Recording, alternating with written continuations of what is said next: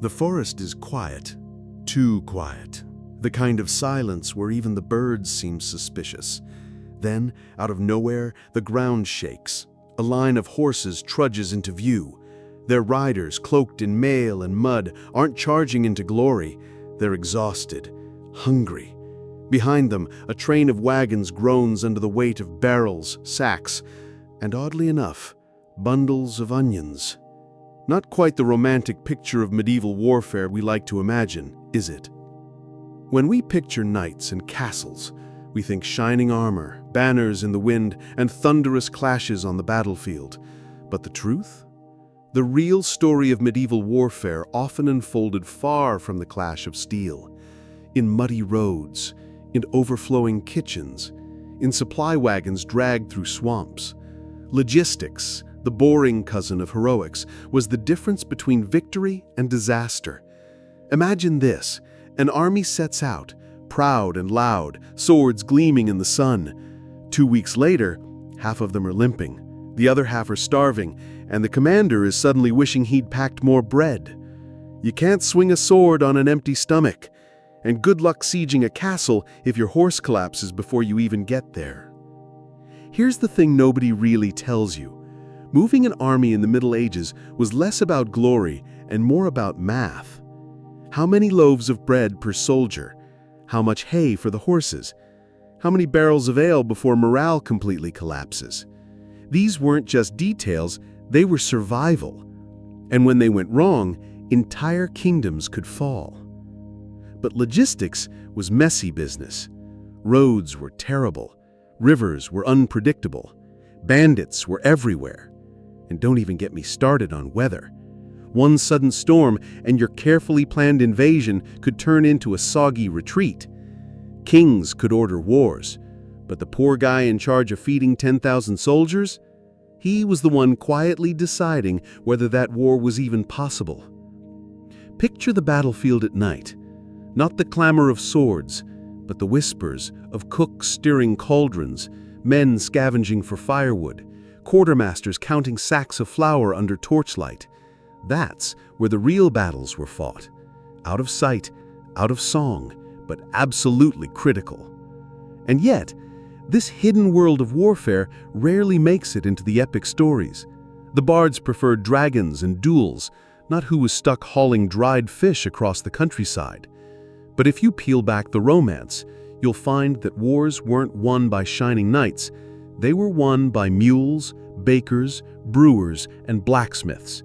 By the sheer grind of keeping thousands of hungry, angry men moving in one direction without collapsing.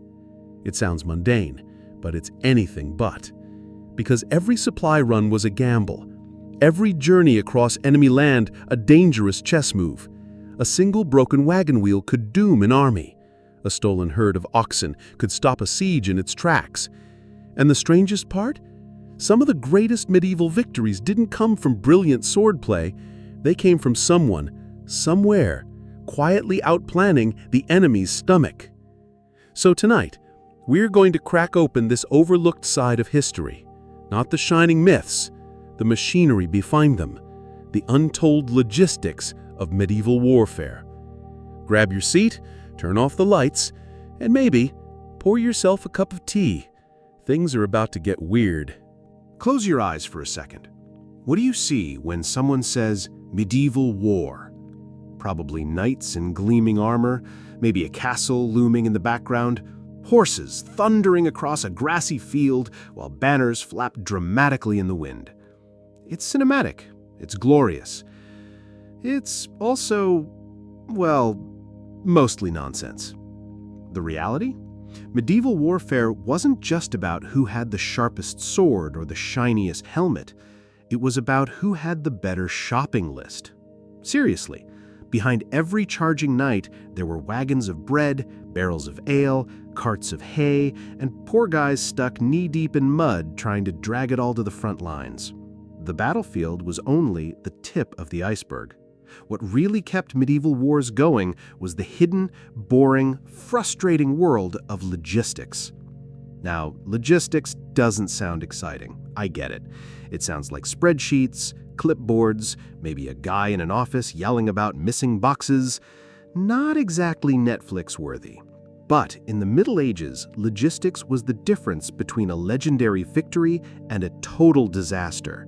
And most of the time, armies were a singly rotten barrel of fish away from catastrophe. Picture this. You're a king. You've decided it's time to invade your annoying neighbor because, I don't know, he insulted your mustache or refused to pay tribute. You gather your knights, rally your peasants, polish your banners. Everyone's fired up. But before you even march, you need to answer the real questions. How do you feed 10,000 men? How do you keep their horses alive? Where do you even find enough bread ovens? Suddenly, war doesn't look so glamorous anymore. Because let's be honest, soldiers aren't exactly low maintenance. Each one needed about 2 pounds of bread a day, plus meat if you could find it, plus something to drink that wouldn't kill them. And no, water wasn't always safe, unless you enjoyed a nice side of dysentery with your drink. So armies guzzled ale and watered wine like it was going out of style. Multiply that by thousands of men every single day, and you've got a nightmare-level catering job. And that's before we even get to the animals. Horses, oxen, mules, they were the medieval version of trucks and tanks. Horse bounties were like Ferraris, powerful, expensive, and very high maintenance. Then you had the mules and oxen hauling carts of supplies. If they didn't eat, your entire campaign came to a screeching halt. Feed them badly and they'd collapse, leaving you with a wagon stuck in the mud and an army running out of food. Not very heroic. Here's the kicker. Battles were rare. Armies spent way more time marching, camping, and waiting than they did actually fighting, which meant most of the war effort wasn't about swinging swords. It was about moving stuff. Grain, meat, arrows, tents, even firewood. You weren't just managing soldiers, you were basically managing a traveling village. Imagine trying to take a small town on holiday, but instead of the beach, you're aiming for a castle siege. That was medieval warfare. Of course, people didn't sing songs about the guy counting flour sacks. They sang about the knight who swung his sword heroically in the rain. But honestly, the flour guy was probably more important. One mistake in rationing, and your army went from fearsome force to hangry mob. And trust me, nothing's scarier than 10,000 hangry peasants with sharp sticks. Let's not forget about the roads, or should I say the so-called roads. Medieval Europe wasn't exactly famous for its highways. Marching across the countryside usually meant crawling along narrow dirt tracks, trying not to lose a wheel in the mud. In summer, you baked. In winter, you froze. In spring, you drowned. Supply wagons creaked and groaned. Horses slipped. Wheels snapped. And every broken cart meant less food reaching the front lines. The romantic vision of knights galloping freely across rolling meadows? Yeah, more like endless queues of people stuck in medieval traffic jams. And then there was storage. You couldn't just pile bread and meat into a cart and hope for the best. Food spoiled, meat rotted, grain got moldy, wine soured. Rats had the time of their lives. Armies had to carry salt, barrels, sacks, ropes, anything to keep their supplies halfway edible. The result was a weird balance. The more supplies you carried, the slower you moved. But if you traveled light, you risked starving before the battle even began. So kings and commanders constantly faced this insane juggling act. Push your men too fast, and they collapse. Move too slow, and your enemy outmaneuvers you. Bring too much food, and your wagons get stuck. Bring too little, and, well, dinner disappears. And this is where logistics quietly became strategy, because armies that couldn't eat couldn't fight. Entire campaigns were won or lost before swords even clashed, decided by which side managed its stomachs better. Think about it.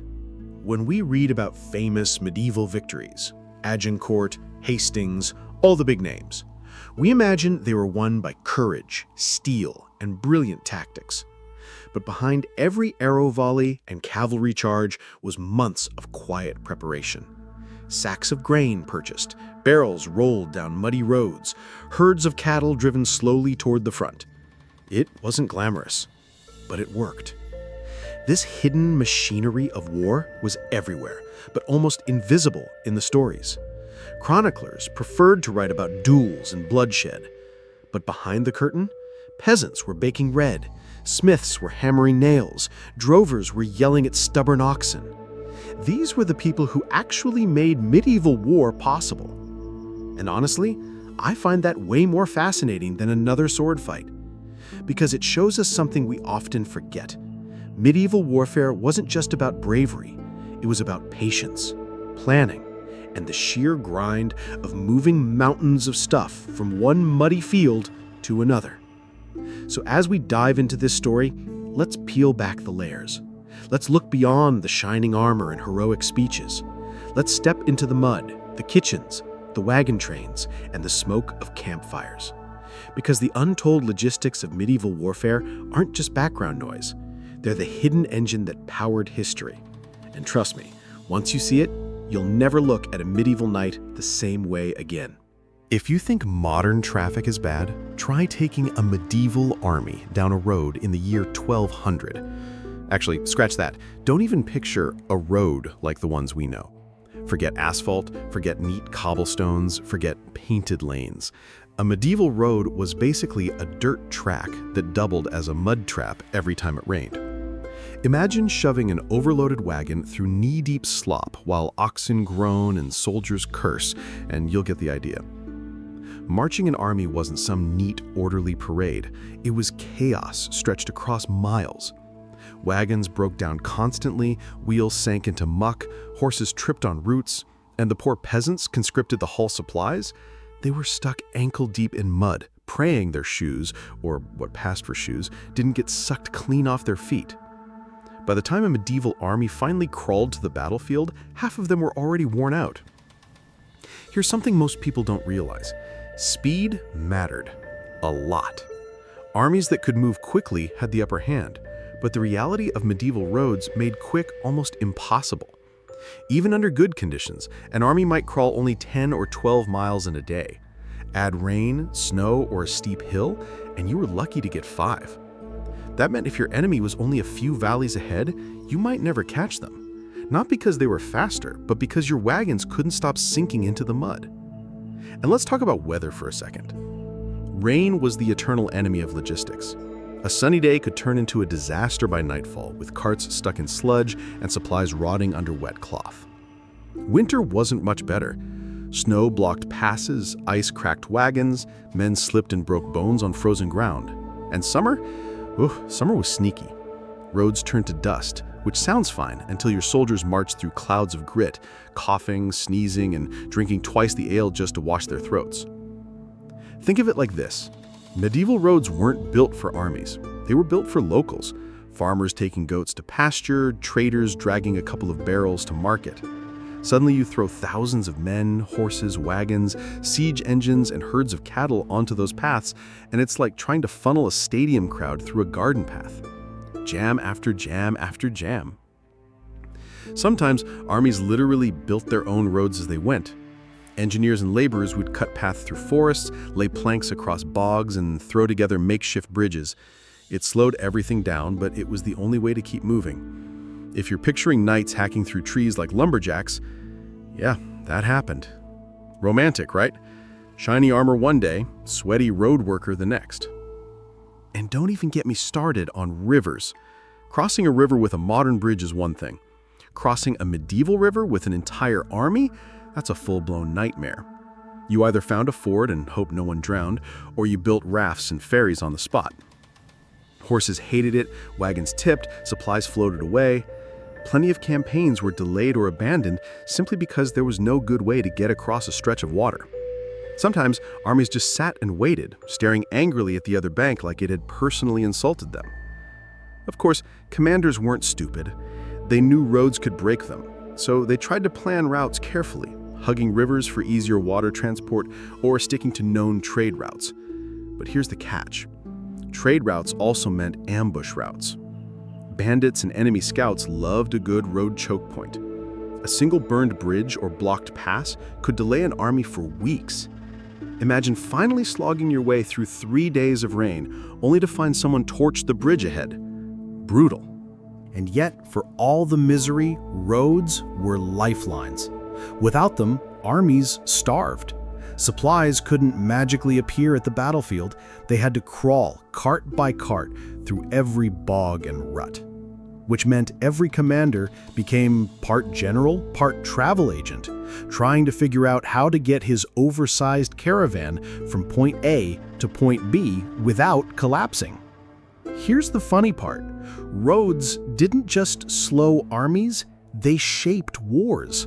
Whole campaigns were decided not by who had more soldiers, but by who had better routes. If your kingdom had decent trade roads, you could move faster, strike harder, and supply easier. If not, you were stuck crawling, always one muddy stretch away from disaster. Take the 100 Years' War, for example. The English loved raiding through France, but their speed didn't come from magic. It came from clever use of rivers and roads. They planned their marches so they could live off the land, keep moving, and dodge the worst terrain. The French, on the other hand, sometimes found themselves chasing but never catching, their heavier supply trains dragging behind. It wasn't just knights outmaneuvering knights, it was logistics outmaneuvering logistics. Think about the soldiers too. Imagine you're a peasant levied into service. You're carrying a spear, maybe a sack of grain, and you've been told to march for weeks down some miserable track. You sleep in wet fields, you eat cold bread, you haul wagons out of ditches. By the time you finally see an enemy, you're probably too tired to care. No wonder desertion was common. A muddy road could break morale just as easily as a battle could. And then there's the smell. Yeah, nobody talks about this, but medieval armies on the march reeked. Horses sweating, men unwashed, wagons filled with salted meat and fish going bad in the sun, piles of dung left on the road. It wasn't just mud soldiers were slogging through, it was a full sensory assault. That shining knight in a tapestry, in reality, he probably stank like a damp sock. So when we strip away the myths, medieval war wasn't knights galloping freely across Europe. It was endless mud, broken wagons, missing shoes, and frustrated commanders realizing their glorious campaign had turned into a long, miserable hike.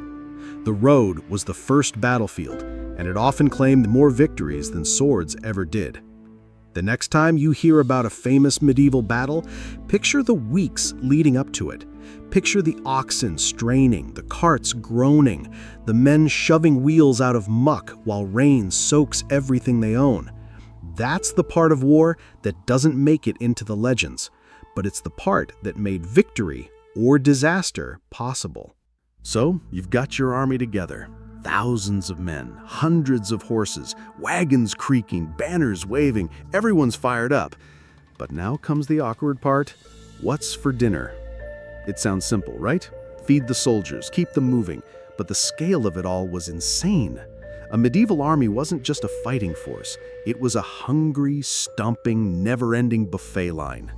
Each soldier needed at least 2 pounds of bread a day, plus some kind of protein, plus something to drink. Now multiply that by 10,000 men. That's 20,000 pounds of bread per day. And that's not even counting the meat, the fish, the cheese, the ale. It's like trying to feed a small city on the move. Except unlike a city, you can't just settle down, bake some bread and harvest some crops. You're marching. You're burning through supplies at an alarming rate. And the only thing hungrier than your soldiers? They're horses. Let's talk horses for a second. A single war horse could eat more than 20 pounds of fodder a day. And these weren't just a handful of animals. We're talking thousands of them. Cavalry mounts, pack horses, oxen pulling wagons, mules carrying gear. Feeding the animals was often harder than feeding the men, because the soldier can, at least, eat bread for a week straight. A horse?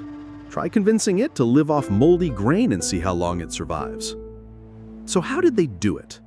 Well, there were two main strategies: bring the food with you or take it from the land. Bringing the food with you meant huge supply trains. Picture endless wagons piled with sacks of grain, barrels of salted fish, wheels of cheese, and casks of ale. It was effective, but slow. The more food you carried, the more wagons you needed. The more wagons you had, the more animals you needed to pull them. The more animals you had, the more food you needed for the animals. You see the problem? Medieval supply lines were basically one giant circle of hunger chasing its own tail. The other option was foraging, living off the land.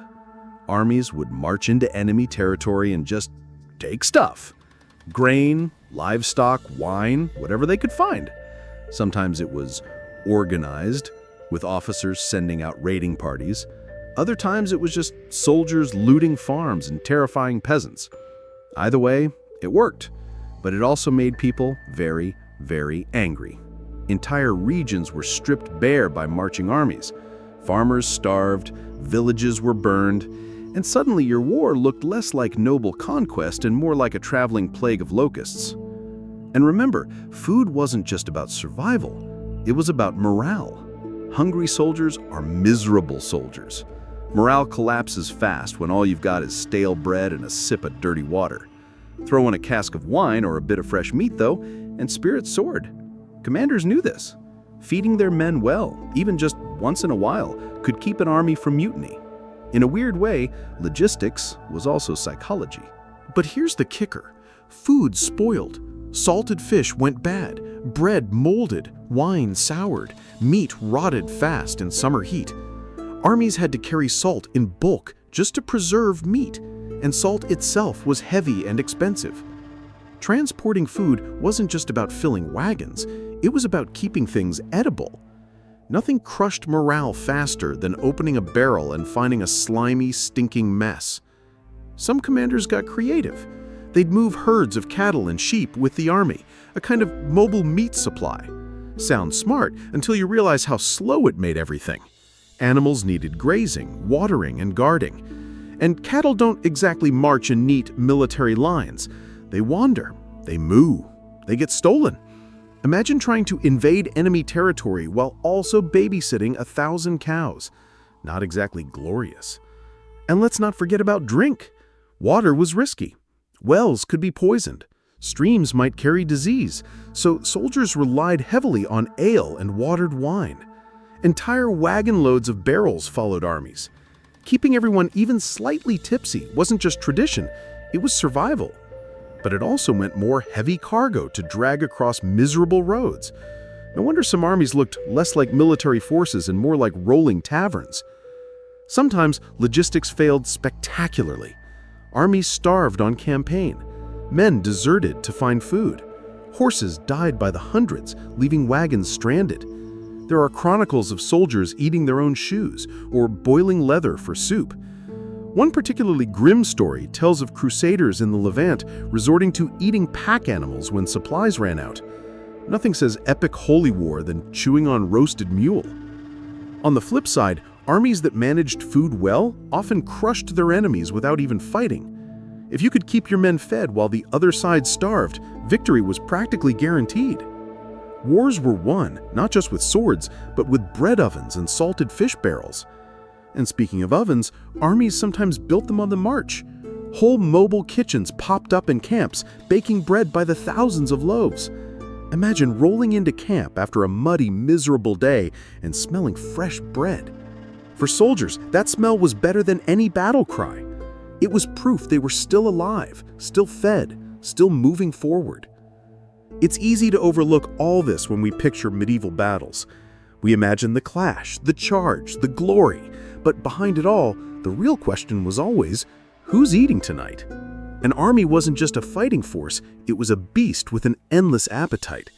And if you couldn't feed the beast died. Simple as that. So, the next time you see a painting of a heroic knight raising his sword, Remember, somewhere off canvas, a cook was stirring a cauldron of stew, a quartermaster was counting loaves of bread, and a very tired ox was trying not to collapse under a wagon full of salted pork. They don't get the songs or the statues, but they were the ones who actually kept the war machine running. Because in the end, battles weren't just won on the field, they were won at the dinner table. When people imagine medieval armies, they picture knights sharpening swords, squires polishing armor, and kings pointing dramatically toward the horizon. Nobody, and I mean nobody, imagines the guy kneeling beside a smoky oven, sweating over a batch of bread. But honestly, that baker was just as important as the knight with the sword, maybe more, because you can't charge into battle on an empty stomach. Cooks and bakers were the invisible lifeline of any campaign. They didn't wear shiny armor, they didn't get songs written about them, but without them, the whole operation collapsed. You can't swing a sword if your hands are shaking from hunger. You can't march 10 miles if the last thing you ate was yesterday's crust of bread. Feeding the army wasn't just about comfort, it was survival. Let's start with the bakers. Bread was the staple of medieval diets, especially for soldiers. Not fancy bread either. Forget fluffy loaves with butter and jam. We're talking hard, dense bread. The kind that could double as a weapon if you threw it hard enough. Armies would build huge field ovens at their camps, baking thousands of loaves a day. Flour was hauled in sacks, water fetched from streams, and the bakers worked non-stop, covered in soot and flour dust. They didn't fight battles, but they kept the fighters standing. And it wasn't easy work. Imagine hauling stones and clay just to build a makeshift oven, then lighting a fire hot enough to bake for an entire army. The smoke, the heat, the endless kneading, it was brutal. And if the bread burned or spoiled, well, good luck explaining to 10,000 hungry soldiers why dinner was ruined. You think losing a battle is bad? Try facing an army-sized food riot. Then there were the cooks. These poor souls had to turn whatever ingredients they could scavenge or carry into something vaguely edible. Cauldrons of pottage, basically medieval stew, bubbled away in every camp. Sometimes it was hearty. Meat, beans, herbs, maybe even a splash of wine if you were lucky. Other times it was, let's just say, mystery soup. Soldiers joked about stews being flavored with rat tails, old boots, or whatever fell in the pot. Cooking for an army wasn't glamorous. You weren't working with clean kitchens, polished pans, or carefully measured spices. You were stirring massive iron cauldrons over smoky fires, with flies buzzing around and mud everywhere. And you weren't cooking for a family. You were cooking for thousands. The scale was overwhelming. Forget a recipe book. You just threw in whatever you had and prayed it didn't poison anyone. Here's the thing. Food wasn't just fuel. It was morale. Soldiers looked forward to their meals, even if it was just plain bread and stew. After hours of slogging through mud, lifting wagons, and marching endless miles, that bowl of hot food was a moment of comfort. It reminded them of home. It kept them human in the middle of chaos. A good cook could keep spirits high. A bad cook could spark mutiny. Commanders knew this too. They might not have given cooks medals, but they understood their value. Some even traveled with entire mobile kitchens, staffed with professionals. Not for the regular soldiers, of course. Those kitchens were usually for the high-ranking lords and knights who refused to eat the same bland stew as everyone else. But even the humblest soldier benefited when an organized cooking setup existed. Now, let's talk about the challenges. Imagine cooking in the middle of a siege. Supplies are running low, firewood is scarce. You're trying to stretch out flour and beans to feed a garrison that doesn't know if it'll last another week. Cooks became magicians, finding ways to make scraps last, hiding the taste of spoiled meat with spices, watering down ale so it didn't run out too fast. They had to be clever or everyone starved. And the dangers? Real. Kitchens were fire hazards. Camps were crowded, tents made of cloth, hay everywhere. One tipped cauldron or spark could burn down half the camp. Plus, kitchens were vulnerable targets. Raiders knew if you torched the food supply, the army would collapse, which meant cooks weren't just sweating over cauldrons, they were working under constant threat. There are even stories of cooks saving the day. During sieges, some devised clever tricks to make armies look stronger than they were, tossing bread over the walls to show they had plenty of supplies even when they didn't, or sending the smell of roasting meat wafting toward the enemy just to mess with their morale. Psychological warfare, courtesy of the kitchen. Of course, cooks weren't saints. Soldiers often grumbled about their food, and sometimes with good reason. Bad stew, moldy bread, watered-down ale, it happened a lot. Corruption was rampant too. Quartermasters or cooks might skim supplies, selling flour or wine on the side while soldiers went hungry. Nothing made men angrier than realizing their food had been stolen by the very people meant to feed them. But even with all the grumbling, everyone knew one truth: no cooks, no army. The knight might get the painting, the king might get the crown, but the cook kept the whole show from falling apart. And you know what? There's something kind of poetic about it. Behind every great battle, there were nameless hands kneading dough, stirring pots, and scraping burnt bread out of ovens. Behind every shining knight, there was a baker pulling loaves from a smoky fire. Behind every siege, there was a cook stretching scraps into meals. History doesn't remember them. Chronicles barely mention them. But without cooks and bakers, medieval warfare would have been impossible. They were the glue holding armies together, the unsung heroes hiding in the smoke of the campfire. So the next time you think about knights charging across a battlefield, picture this too. In the background, a tired baker wipes flour from his face, pulls a steaming loaf from the oven, and sighs. Another day, another 1,000 mouths to feed. And somewhere, a cook is stirring a pot big enough to bathe in, muttering a prayer that tonight's stew doesn't cause food poisoning. Because in the grand machine of medieval war, glory belonged to knights, but survival? That was the work of cooks and bakers. Picture this: a medieval king, armored in gold, banners flying, trumpets blaring. Everything screams wealth and power. But behind the scenes, he's broke. Completely broke. War wasn't just bloody, it was insanely expensive. Feeding 10, 20, sometimes 50,000 men wasn't like ordering pizza for a party. Every loaf of bread, every barrel of ale, every horseshoe, every arrow, someone had to pay for it. And spoiler alert, kings didn't exactly have a credit card tucked under their crown.